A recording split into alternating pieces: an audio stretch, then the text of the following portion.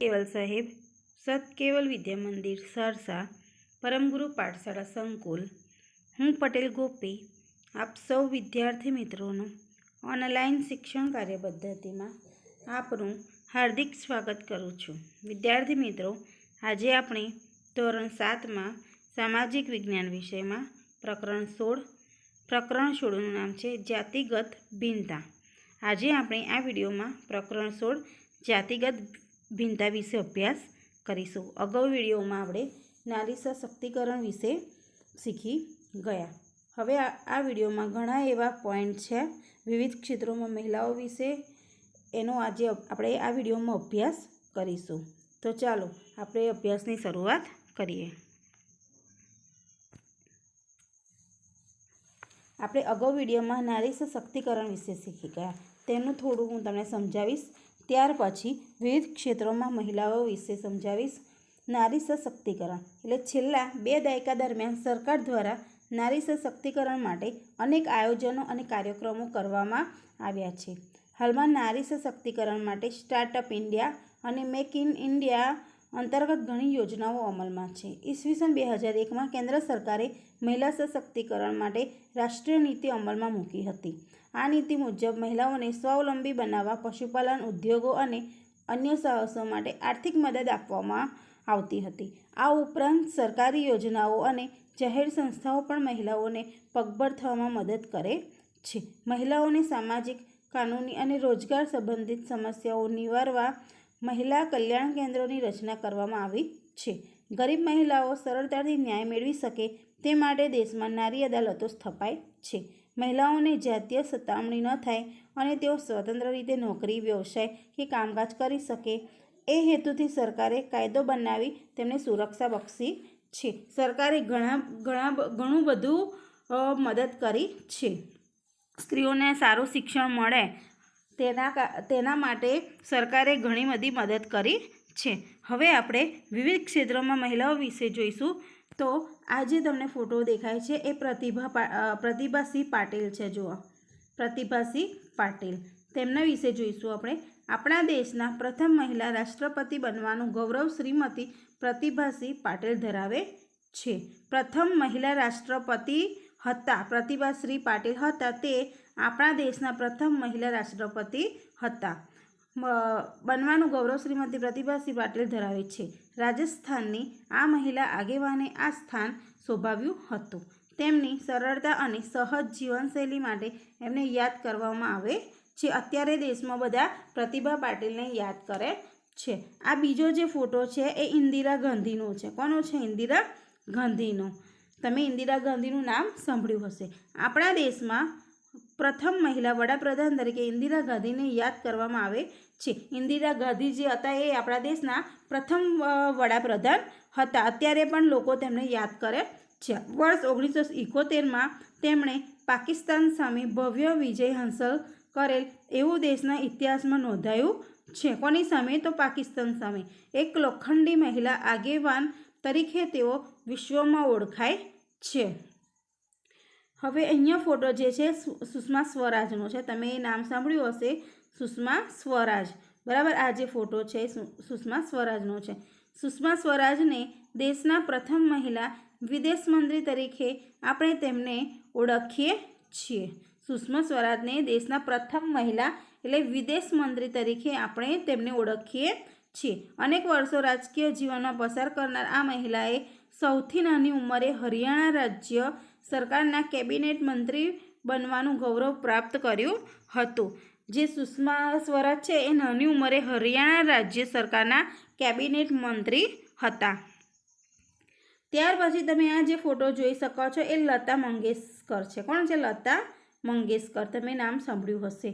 स्वर साम्राज्ञी तरीके विश्वमां पोतानी आगवी ओळख मेळवनार लता मंगेशकरे विविध भाषामां 40,000 करता वधारे गीत गाया छे। तमे लता मंगेशकरना घणा बधा गीत सांभळ्या हशे। बराबर, तेमनो अवाज खूब सुंदर छे। ते खूब सुंदर गीतो गाय छे। भारत सरकारे तेमने भारत रत्नथी सन्मानित करेल छे। भारत सरकारे तेमने भारत रत्नथी तेमनुं सन्मान कर्युं हतुं। आ नीचे फोटो जे छे कल्पना चावला छे। बराबर, कल्पना चावला तमे नाम सांभळ्युं हशे। अगाऊ आपणे पाठमां शीखी गया हता। કલ્પના ચાવલા મૂળ ભારતીય હતા. અવકાશયાત્રી તરીકે યાત્રા પૂર્ણ કરી પરત ફરતા અકસ્માત થયો અને તેમનું અવસાન થયું. અવકાશ સાથે તેમનું નામ કાયમ જોડાયેલ રહે છે. અત્યારે પણ કલ્પના ચાવલાને બધા યાદ કરી રહ્યા છે. કલ્પના ચાવલા મૂળ ભારતીય હતા, ભારતના જ હતા. અવકાશયાત્રી તરીકે યાત્રા પૂર્ણ કરી દીધી પછી તે પાછા ફરતા હતા ત્યારે તેમને અકસ્માત થયો. તેમાં તેમનું અવસાન થયું. છતાં પણ અત્યારે એમને ઘણા લોકો યાદ કરે છે. કલ્પના ચાવલાને અત્યારે લોકો યાદ કરે છે. એ પણ એક શું હતા? સ્ત્રી હતા. બરાબર.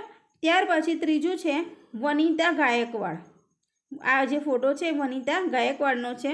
વનિતા ગાયકવાડે ખેલ મહાકુંભથી શરૂઆત કરીને તેઓએ કોમનવેલ્થ ગેમમાં ભારતને સુવર્ણચંદ્રક અપાવ્યો છે.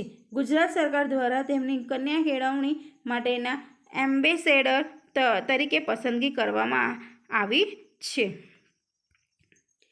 હવે જન્મ પ્રમાણ વિશે આપણે જોઈશું. સમગ્ર દેશમાં વસ્તી ગણતરી કરવા માટે લાખો લોકો જોડાયેલ રહે છે.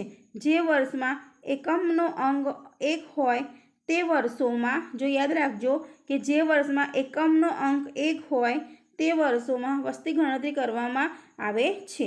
છેલ્લી વસ્તી ગણતરી વર્ષ 2011માં થઈ હતી. છેલ્લી ગણતરી ક્યારે થઈ હતી? તો 2011માં.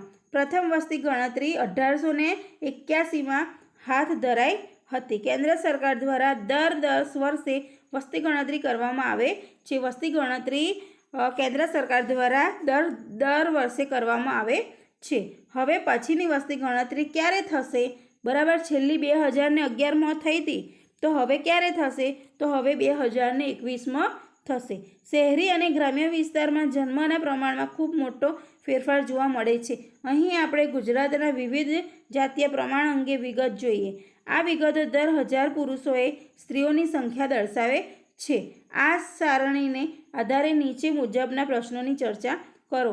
જન્મ પ્રમાણ દર્શાવતું અહીંયા કોષ્ટક છે, જુઓ. બરાબર. શું છે કે જન્મ પ્રમાણ દર્શાવતું કોષ્ટક છે. બરાબર. એમાં પ્રશ્ન છે. બરાબર.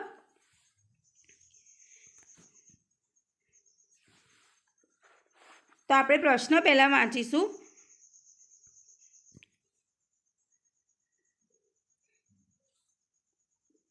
કોષ્ટક છે. કોષ્ટકની અંદર એવું બતાવે છે, પહેલો ક્રમ છે, બીજું વિગત છે, ત્રીજું શું છે? ગુજરાત છે, ભારત છે અને તફાવત છે. બરાબર. 1000 પુરુષોએ સ્ત્રીઓની સંખ્યા અહીં આગળ દર્શાવી છે. બરાબર. 1000 પુરુષો પણ અહીં આગળ સ્ત્રીઓની સંખ્યા દર્શાવી છે. તો પહેલું છે જાતિ પ્રમાણ કુલ. બરાબર. તો ગુજરાતમાં 919 છે. 1000 પુરુષો ત્યારે સ્ત્રીઓ 919 ગુજરાતમાં, અને ભારતમાં 943.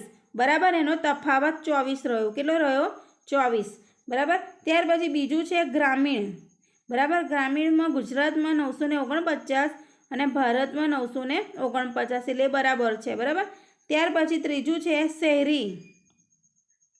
શહેરીની અંદર 880 ગુજરાતમાં છે અને ભારતની અંદર 929 સ્ત્રીઓ છે, એટલે 49નો તફાવત રહ્યો. ત્યાર પછી ચોથું છે 0-6 વર્ષની ઉંમર મુજબ જાતિ પ્રમાણ. તો ગુજરાતમાં 886 છે અને ભારતમાં 914 સ્ત્રીઓ છે, એટલે 28નો તફાવત રહ્યો. બરાબર. ત્યાર પછી પાંચમું ગ્રામીણ. 906 અને ગુજરાતમાં 906 અને ભારતમાં 919 છે સ્ત્રીઓ છે. બરાબર. એટલે 13નો તફાવત રહ્યો. પછી છઠ્ઠું શહેરીની અંદર ગુજરાતની અંદર 852 છે સ્ત્રીઓ અને ભારતની અંદર 902, એટલે 50નો તફાવત રહ્યો. બરાબર. જો પહેલેથી વાંચું છું કે જાતિ પ્રમાણ કુલ, એમાં ગુજરાતમાં 1000 પુરુષોએ સ્ત્રીઓ 919 છે અને ભારતમાં 943 છે, 24નો તફાવત રહ્યો. ગ્રામીણમાં 949 છે ગુજરાતમાં અને ભારતમાં 949, એટલે સરખું રહ્યું.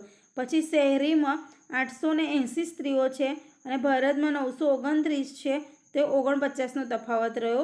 પછી 0-6 વર્ષની ઉંમર મુજબ જાતિ પ્રમાણ 886 છે અને ભારતમાં 914 છે, તો 28નો તફાવત રહ્યો. પછી ગ્રામીણમાં ગુજરાતમાં 906 સ્ત્રીઓ છે, ભારતમાં 919 છે, એટલે 13નો તફાવત રહ્યો. શહેરીની અંદર 852 છે ગુજરાતમાં, ભારતમાં 902 છે, એટલે 50નો તફાવત રહ્યો. આ ચર્ચા કરવાની છે, બરાબર. ત્યાર પછી છે આપણી આસપાસ સ્ત્રીઓ અને પુરુષોનું પરસ્પર સરખું પ્રમાણ લાગે છે. દેશમાં સ્ત્રીઓનું પ્રમાણ લગભગ અડધા જેવું હોવાનું મનાય છે. અત્યાર સુધીની વસ્તી ગણતરી મુજબ કહી શકાય કે ભારતમાં સ્ત્રી અને પુરુષોના જાતિ પ્રમાણમાં અસમાનતા નોંધારી દેખાય છે. નીચે વિવિધ વર્ષમાં સ્ત્રીઓના પ્રમાણ અંગે નોંધ આપી છે, બરાબર. જો અહીં આગળ એક જાતિ પ્રમાણનું કોષ્ટક એક આપેલું છે, તો 1901ની અંદર 972, પછી 1911ની અંદર 964 સ્ત્રીઓ, પછી 1921ની અંદર 955, 1931માં 950, 1941માં 945, 1951માં 946, 1961માં 941,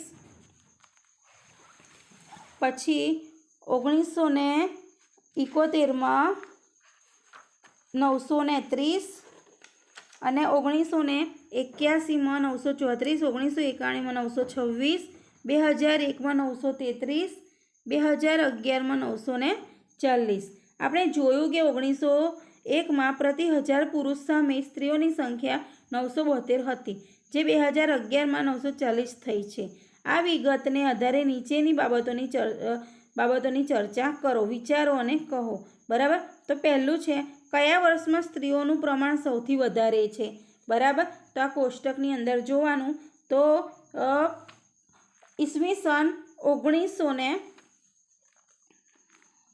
1901માં સ્ત્રીઓનું પ્રમાણ વધારે છે. કેટલું છે? તો 972. 1901માં સ્ત્રીઓનું પ્રમાણ વધારે છે 972. પછી પ્રશ્ન 2 છે કયા વર્ષમાં સ્ત્રીઓનું પ્રમાણ સૌથી ઓછું છે? કયા વર્ષમાં સ્ત્રીઓનું પ્રમાણ સૌથી ઓછું છે, બરાબર. તો 1991માં 926 સ્ત્રીઓ છે, બરાબર.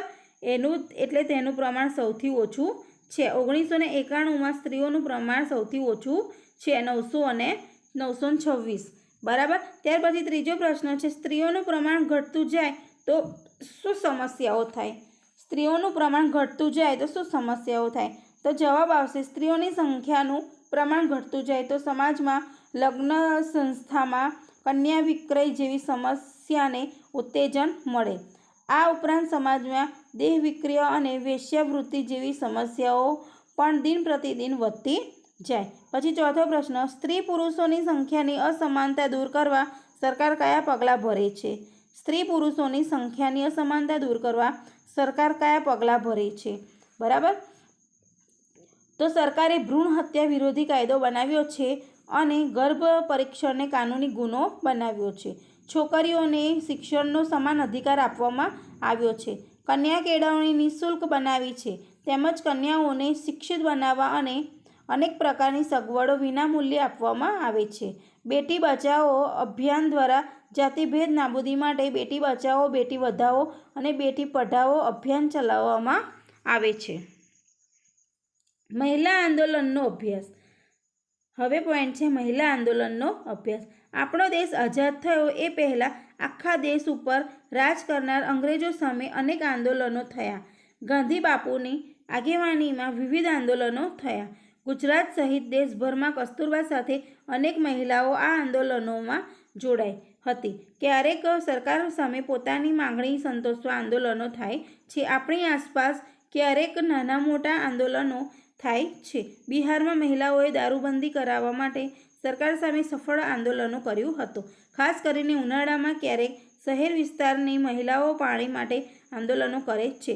આવા જ બીજા અનેક આંદોલનો મહત્વપૂર્ણ રીતે મહિલાઓ માટે થયા છે. આ આંદોલનમાં મહિલાઓ જોડાય છે અને પોતાની સમસ્યાઓ તથા સવાલો માટે આંદોલનો કરે છે. હવે અહીં છે કોઈ મહિલા આંદોલન વિશે વિચારો અને લખો, બરાબર. કોઈ મહિલા આંદોલન વિશે વિચારવાનું છે અને લખવાનું છે. તો અહીં આગળ છે તે મહિલા આંદોલન વિશે તમે શું જાણો છો? તે મહિલા આંદોલન વિશે તમે શું જાણો છો, બરાબર. તો આવશે 5 વર્ષ અગાઉ ગુજરાત રાજ્યની આંગણવાડીમાં કામ કરતી મહિલાઓએ આંદોલન ચલાવ્યું હતું. 5 વર્ષ અગાઉ ગુજરાત રાજ્યની આંગણવાડીમાં કામ કરતી મહિલાઓએ આંદોલન ચલાવ્યું હતું. બરાબર. પછી બીજું છે, તે આંદોલન શા માટે કરવામાં આવ્યું હતું? તો તે આંદોલન પગાર વધારા માટે કરવામાં આવ્યું હતું. તે આંદોલન પગાર વધારામાં કરવા માટે આવ્યું હતું. બરાબર. ત્યાર પછી ત્રીજું છે, તે આંદોલનથી શી અસર થઈ? તો ગુજરાત સરકારે આંગણવાડી મહિલાઓની પગાર વધારા માટેની માંગણી મહદ અંશે સ્વીકારીને પગાર વધારી આપ્યો હતો. ગુજરાત સરકારે આંગણવાડી મહિલાઓની પગાર વધારા માટેની માંગણી મહદ અંશે સ્વીકારીને પગાર વધારી આપ્યો હતો.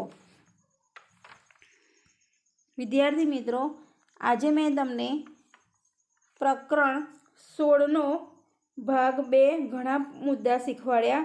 બરાબર. તે તમારી પાઠ્યપુસ્તકમાં છે. તમારે તેનો અભ્યાસ કરવાનો છે. 2 થી 3 વખત તેનું વાંચન કરવાનું છે. આ વિડીયોનું મારું ગૃહ કાર્ય છે. સત કેવલ સાહેબ.